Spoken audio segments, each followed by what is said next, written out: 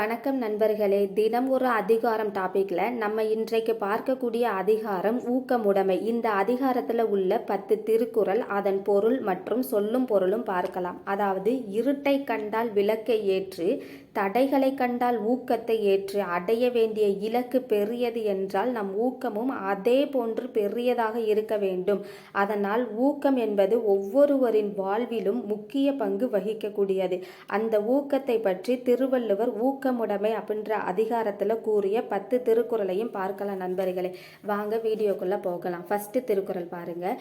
உடையர் எனப்படுவது ஊக்கம் அஃதிலார், உடையது உடையரோ மற்று. அதாவது, ஒருவர் பெற்றிருக்கின்றார் என்று சொல்லத்தக்க சிறப்புடையது ஊக்கமாகும். ஒருவர் எதை பெற்றிருக்கிறாரோ அதில் அந்த பெற்றிருக்கின்றார் அப்படின்றதுலேயே சிறப்புடையது எதுனா ஊக்கம் அப்படின்னு சொல்றாங்க. அந்த ஊக்கம் இல்லாதவர் வேறு எதை பெற்றிருந்தாலும் அது உடையவர் ஆவரோ அப்படின்னு சொல்லிட்டு குறிப்பிடுறாங்க. அதாவது, உடையர் எனப்படுவது ஊக்கம் அஃதில்லார், உடையது உடையரோ மற்று. ஒருவர் பெற்றிருக்கின்றார் என்று சொல்லத்தக்க சிறப்புடையது ஊக்கமாகும். ஊக்கம் இல்லாதவர் வேறு எதை பெற்றிருந்தாலும் அதை உடையவர் ஆவரோ அப்படின்னு சொல்லிட்டு குறிப்பிடுறாங்க.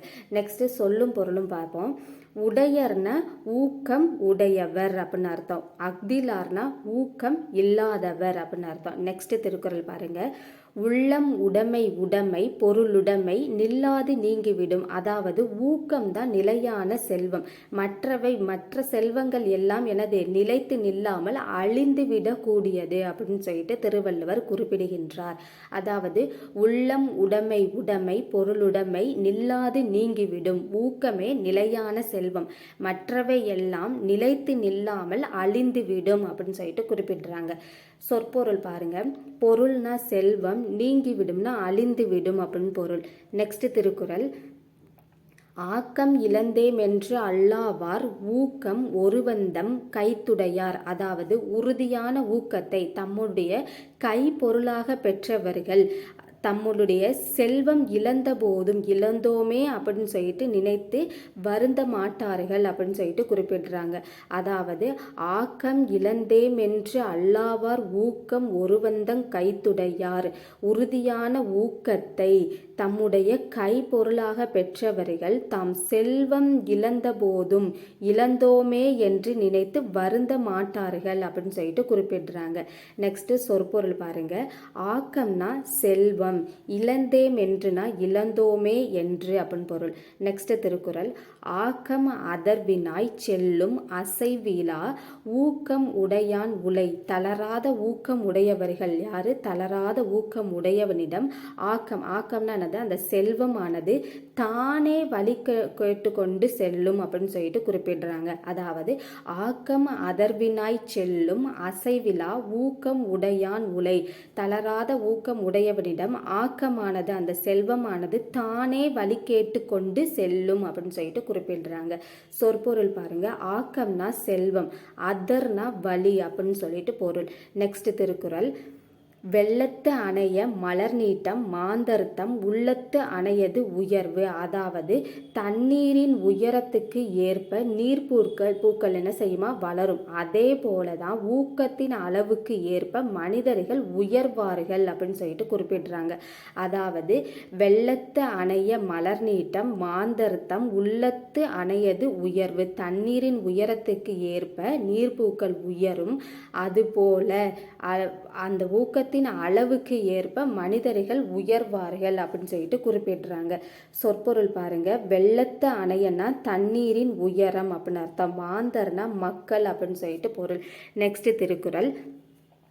உள்ளுவது எல்லாம் உயர்வுள்ளல், மற்றது தள்ளினும் தள்ளாமை நேர்த்து. அதாவது, நாம் எண்ணுவதை உயர்வாகவே எண்ணுதல் வேண்டும். நாம் எண்ணுவதை உயர்வாகவே எண்ணுதல் வேண்டும். அந்த எண்ணியதை நாம் அடையாவிட்டாலும் அந்த எண்ணத்தை கைவிடக்கூடாது அப்படின்னு சொல்லிட்டு திருவள்ளுவர் குறிப்பிடுகின்றார். அதாவது, உள்ளுவது எல்லாம் உயர்வுள்ளல், மற்றது தள்ளினும் தள்ளாமை நிறுத்து. எண்ணுவதை உயர்வாகவே எண்ணுக, எண்ணியதை அடையாவிட்டாலும் அந்த எண்ணத்தை கைவிடக்கூடாது அப்படின்னு சொல்லிட்டு குறிப்பிடுகின்றார். நெக்ஸ்ட் சொற்பொருள் பாருங்க. உள்ளுவதுனா எண்ணுவது, தள்ளினும்னா கைவிட, கைகூடா விட்டாலும் அப்படின்னு சொல்லிட்டு பொருள். நெக்ஸ்ட் திருக்குறள். சிதைவிடத்து ஒல்கார் உறவோர் புதையம்பின் பட்டு பாடொன்றும் களிறு. அதாவது தன்னுடைய உடம்பில் தைத்துள்ள அம்புகளாலே வேதனை அடைந்த போதும் அந்த யானை தன்னுடைய பெருமையை நிலைநிறுத்தும். அது போலவே ஊக்கமுள்ளவர்கள் அழிவிலும் தளர மாட்டார்கள் அப்படின்னு சொல்லிட்டு குறிப்பிடுறாங்க. அதாவது சிதைவிடத்து ஒல்கார் உறவோர் புதையம்பின் பட்டு பாடொன்றும் களிறு. தன்னுடம்பில் தைத்துள்ள அம்புகளாலே வேதனை அடைந்த போதும் களிறு தன் பெருமையை நிலைநிறுத்தும். அவ்வாறே ஊக்கமுள்ளவர் அழிவிலும் என்ன செய்ய மாட்டார்கள், தளர மாட்டார்கள் அப்படின்னு சொல்லிட்டு குறிப்பிடுறாங்க. நெக்ஸ்ட் சொற்பொருள் பாருங்க.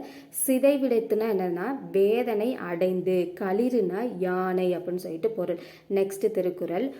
உள்ளம் இல்லாதவர் எய்தார் உலகத்து வள்ளியம் என்னும் செருக்கு. அதாவது யாம் வல்லன்மை உடையோம், நான் வள்ளல் தன்மை உடையோம் அப்படின்ற இருமாந்த நிலையை ஊக்கம் இல்லாதவர்கள் இவ்வுலகத்தில் ஒருபோதும் அடையவே மாட்டார்கள் அப்படின்னு சொல்லிட்டு குறிப்பிடுறாங்க. அதாவது உள்ளம் இல்லாதவர் எய்தார் உலகத்து வள்ளியம் என்னும் செருக்கு.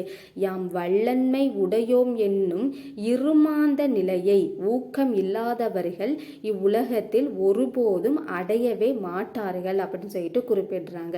நெக்ஸ்ட் சொற்பொருள் பாருங்க. செருக்குனா இருமாப்பு அப்படின்னு அர்த்தம். உள்ளம் இல்லாதவர்னா ஊக்கம் இல்லாதவர் அப்படின்னு அர்த்தம். நெக்ஸ்ட் திருக்குறள். பரியது கூர்கோட்டது ஆயினும் யானை வெறுவும் புலிதா கூறின். அதாவது பெருத்த உடலும் கூர்மையான கொம்புகளும் இருந்தாலும் அந்த யானை மன ஊக்கமுள்ள புலி அது தன் மீது பாய்ந்தால் அந்த யானை என்ன செய்யுமா, இந்த புலிக்கு அச்சம் கொள்ளும் அப்படின்னு சொல்லிட்டு குறிப்பிடுறாங்க. அதாவது பரியது கூர்கோட்டது ஆயினும் யானை வெறுவும் புலிதா கூறின். பெருத்த உடலும் கூர்மையான கொம்புகளும் இருந்தாலும் யானையானது மன ஊக்கமுள்ள புலி தன் மீது பாய்ந்தால் அதற்கு அச்சம் கொள்ளும் அப்படின்னு சொல்லிட்டு குறிப்பிடுறாங்க. நெக்ஸ்ட் சொற்பொருள் பாருங்க. கூர்ங்கோட்டதுனா கூர்மையான கொம்புகள் அப்படின்னு அர்த்தம். வெறுவும்னா அஞ்சும் அல்லது பயப்படும் அப்படின்னு அர்த்தம். நெக்ஸ்ட் திருக்குறள். உரம் ஒருவருக்கு உள்ள வெறுக்கை அஃதிலார் மரமக்கள் ஆதலே வேறு. அதாவது ஒருவனுக்கு உள்ள செல்வம் என்பது ஊக்கம்தானா, அந்த ஊக்கம் ஆகிய செல்வம் இல்லாதவர் உருவத்தால் மக்கள் போல தோன்றினாலும் அவர்கள் மரங்களுக்கு ஒப்பானவர்களாக கருதப்படுகிறார்கள். அதாவது உரம் ஒருவருக்கு உள்ள வெறுக்கை அஃதிலார் மரமக்கள் ஆதலே வேறு. ஒருவனுக்கு உள்ள செல்வம் என்பது ஊக்கமே, அந்த ஊக்கமாகிய செல்வம் இல்லாதவர் உருவத்தால் மக்களை போன்று தோன்றினாலும் அவர்கள் மரங்களை போன்றவர்கள் அப்படின்னு சொல்லிட்டு குறிப்பிடுகின்றார். நெக்ஸ்ட் சொல்லும் பொருளும் பார்ப்போம். இல்லார்னா இல்லாதவர் அப்படின்னு சொல்லிட்டு பொருள். நண்பர்களே, டிஎன்பிஎஸ்சி குரூப் 2 2A4 சிலபஸில் இருக்கிற 20 அதிகாரமும் ஹேண்ட் ரிட்டன் ஃபார்மெட்டில் ஈஸி நோட்ஸ் நம்மக்கிட்ட இருக்குது நண்பர்களே. அந்த நோட்ஸ் எல்லாம் பார்க்க டெய்லி நம்ம வீடியோஸை பாருங்கள். அதற்கு நம்ம சேனலை லைக் பண்ணி சப்ஸ்கிரைப் பண்ணிக்கோங்க. டெய்லி நம்ம நோட்ஸை பார்த்து படித்து நல்ல ஒரு பயனை பெறுங்கள் நண்பர்களே. நன்றி.